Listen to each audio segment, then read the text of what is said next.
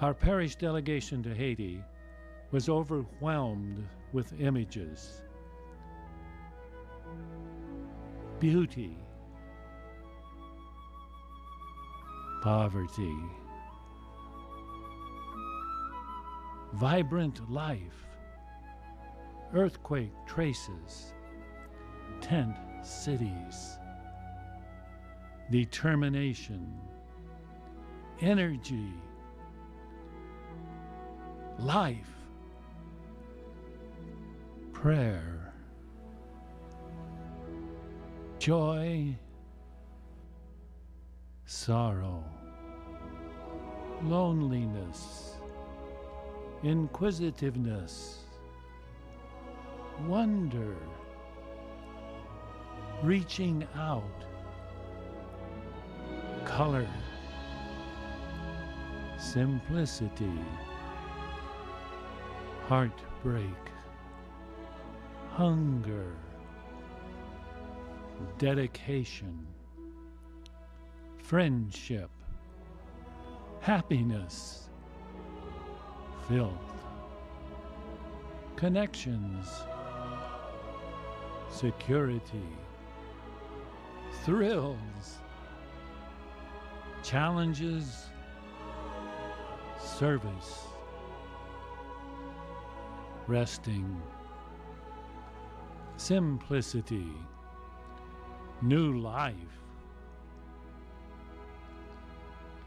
How many chickens could you carry to market? As one delegate said, Haiti is one giant swap meet.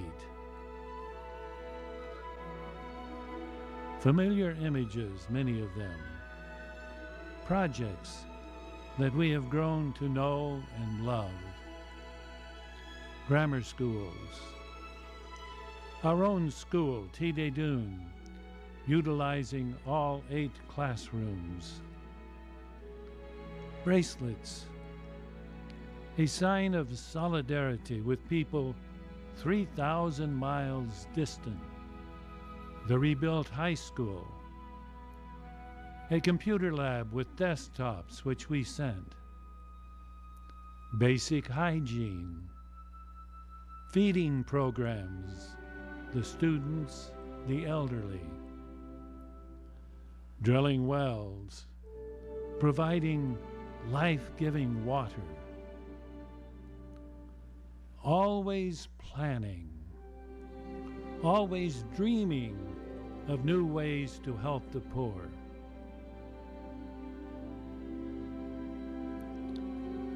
This year, the delegation saw some of those dreams coming true. Father Gerard is developing a 10-acre mango plantation in the middle of the desert near Basine, and collaborating with South Pasadena Rotary and the Holy Family Church. Already that land has been cleared and tilled, a fence constructed, and 2 wells dug. The next steps will be a pump house and a web of irrigation pipes with small sprinklers. Meanwhile, 1,000 mango seedlings are being prepared to grace the plantation. The seedlings have been grafted onto healthy mango branches, enabling a mango crop within 2 years instead of 6 or 7 years. The mangoes will be exported to the United States to bring in much-needed capital. A visionary dream worthy of South Pasadena Rotary and Holy Family.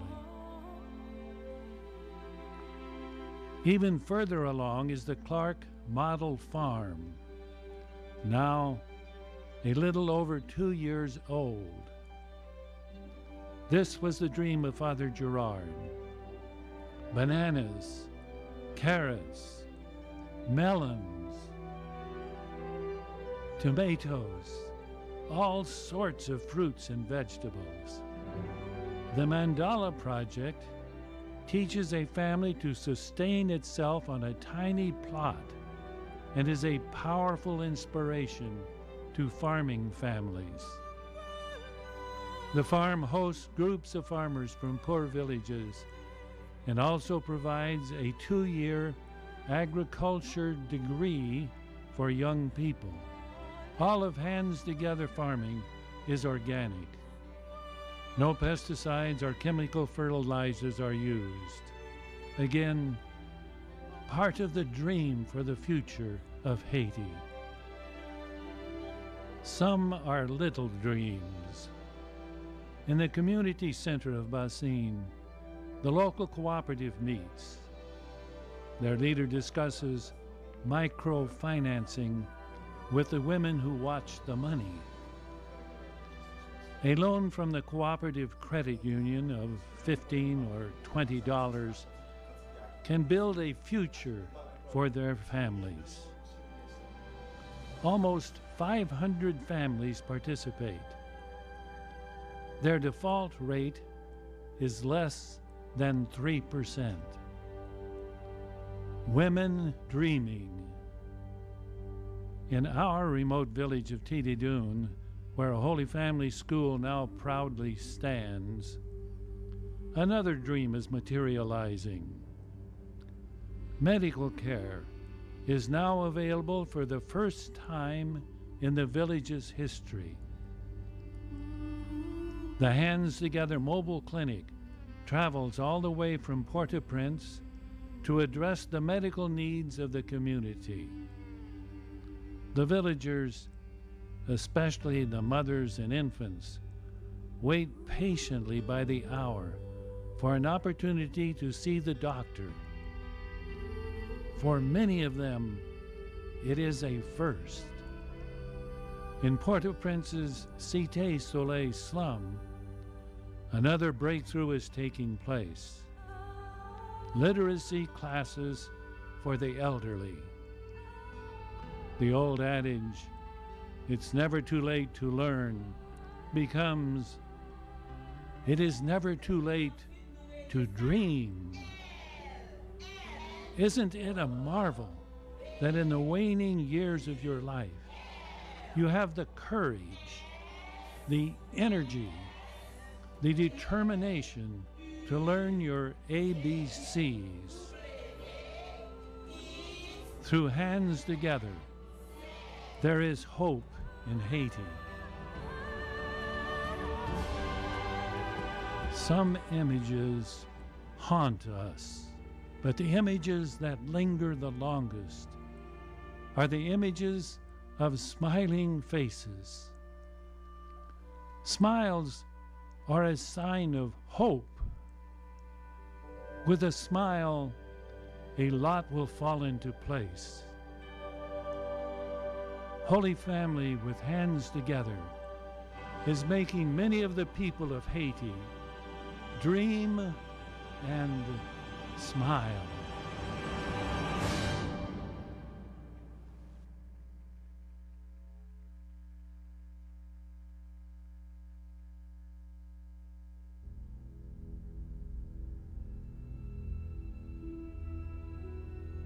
They were getting themselves in trouble. It was a big football fraternity. They were partying too much and whatever else. But they were intelligent young people, young men. And they thought, we have an idea. We'll ask the Catholic chaplain to be our advisor. They invited me. It would eventually become my downfall. They would corrupt me. But I would take them to Haiti. And the first group that went would encounter the lepers. They would come back and they would organize a big party. So big, each fraternity house had to contribute so many kegs of beer. You couldn't do that anymore. But they had this big party and they raised money enough to build a leper clinic. And then the students would go back and go back and go back again. And one leader of that group was Doug Campbell. And Doug Campbell would graduate and say, I want to stick with this program. And he was really the founder of Hands Together.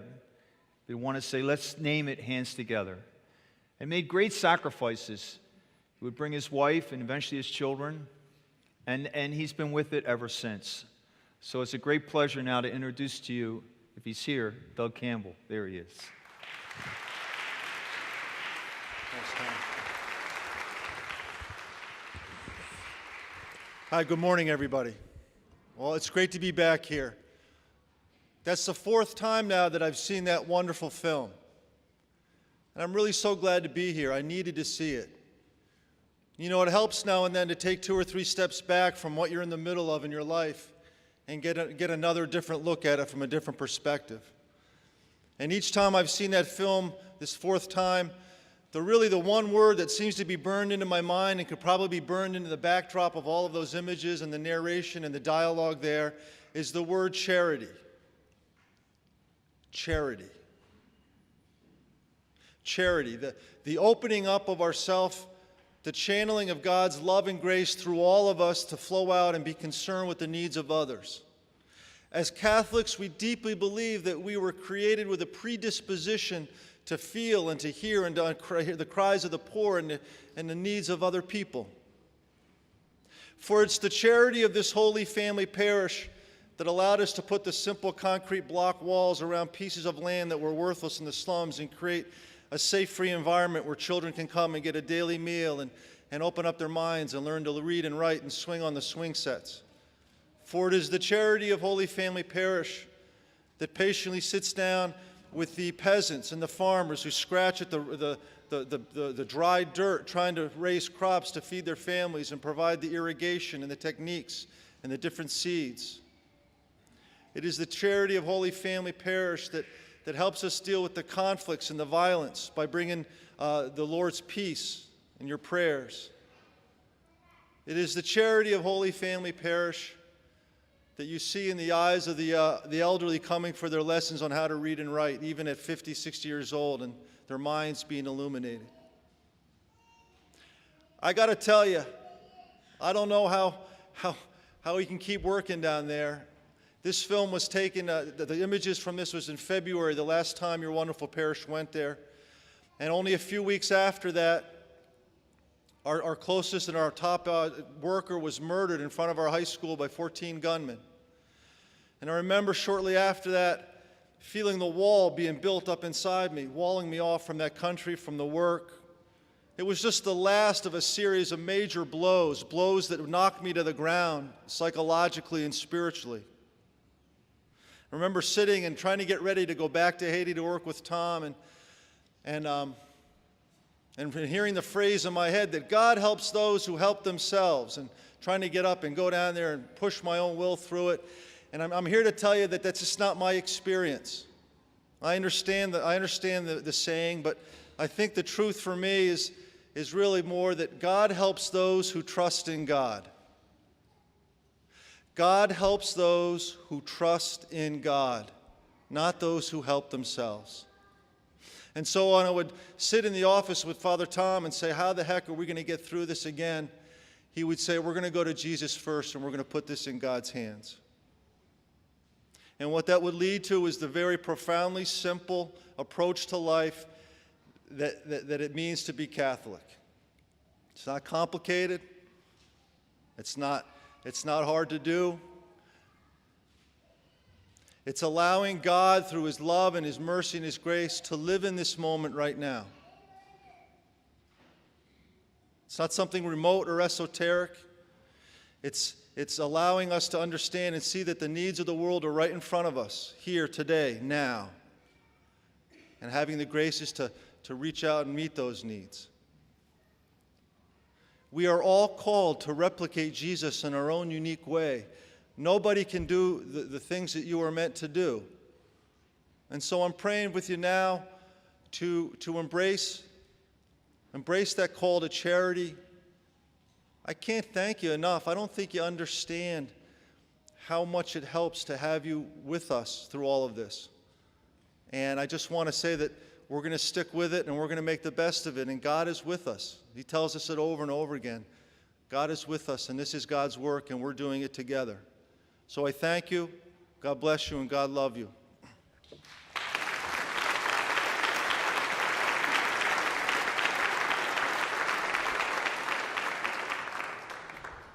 Thanks, Doug. Se pueden cortar todos los flores, pero nunca destruir la primavera. They can cut down all the flowers, but they can never destroy the springtime. I first heard that when I was a young priest working in Nicaragua. They'd killed all the people, all the men and children in a town called Bocan de Paiwas. And in a little church where a group of women gathered, and one woman would say in Spanish, they can cut down all the flowers, but they'll never destroy the springtime. I haven't thought much of those words over these years, but lately I've been thinking about it a great deal. I look out at you now, and I can't tell you how important it is for me to be here with you now. As I look out at your faces, I find myself saying with so much passion, you are indeed my holy family. You are indeed my family. I think of the first time I came here, and I looked out at you. There's no question, my vision was clearer.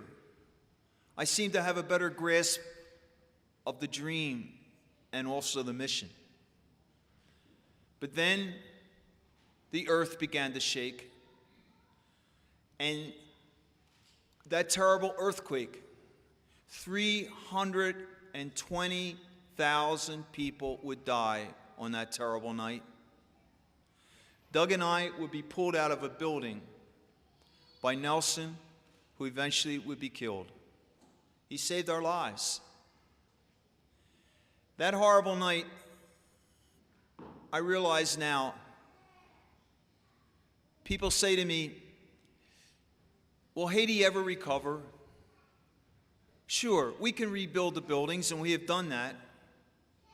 But I'm not sure if the people will ever recover.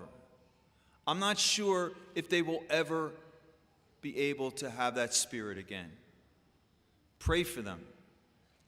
And then after the earthquake, we had the terrible cholera, and cholera ravaged the people in our area. And then after the earthquake, we had that terrible incident on March the 5th. Nelson was with us 17 years. Alexander was with me this long. He was the first one to bring me into Cité Soleil slum. The children at our school witnessed that.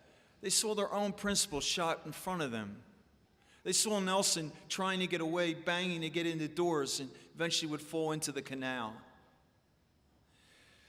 After that event, I found myself saying, I don't know if we can continue. I remember so often saying to Doug, we can't really go on. And then one day in the chapel, somehow those words came back to me. They can cut down all the flowers, but they can't destroy the springtime. And after that, I left that chapel, and I said, I want to see the killers of Nelson and Alexander. I sent word that I want to see them. And they sent word back that they would see me, provided I go alone. And I had to walk about a mile through a lot of vegetation, finally got there. And when I came across them, they had their guns pointed at me. I said, there's no need to point a gun at me. And I sat down and I looked at them and I said, I want to tell you, God loves you, and God has forgiven you. And I want to tell you, too, that I forgive you as well. It took a long time of prayer for me to get to that point. But the reason I'm looking out at you now, the reason why what I want to say to you today is, many of you out there right now are suffering in different ways. Maybe you have health issues, financial issues, relationship issues. Life is not easy for you. But what I'm saying to you is, you too got to be able to say, in solidarity with all of us here, they can cut down the flowers, but they can never destroy the springtime. Someone once said, a dream by itself is pure nonsense. A mission by itself is pure drudgery.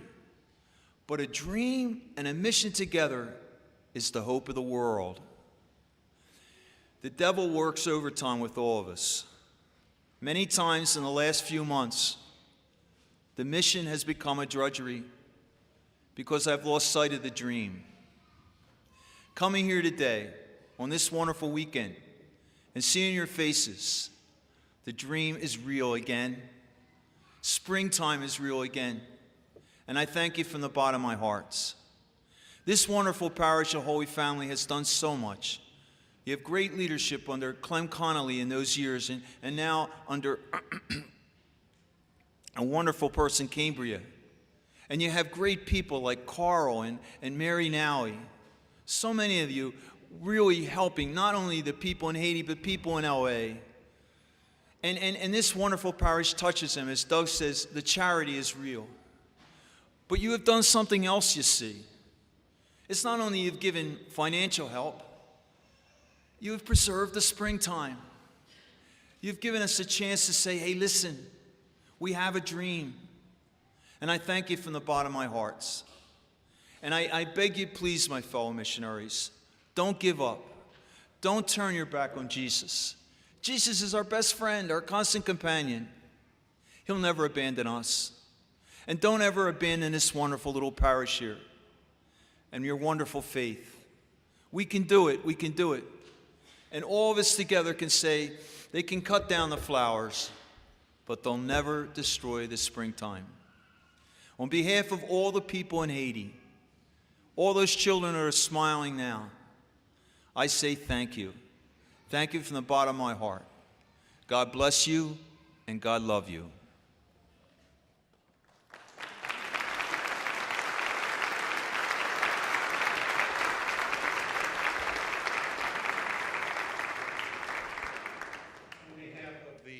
Mission Haiti Committee, I want to thank Doug and Father Tom for being with us today.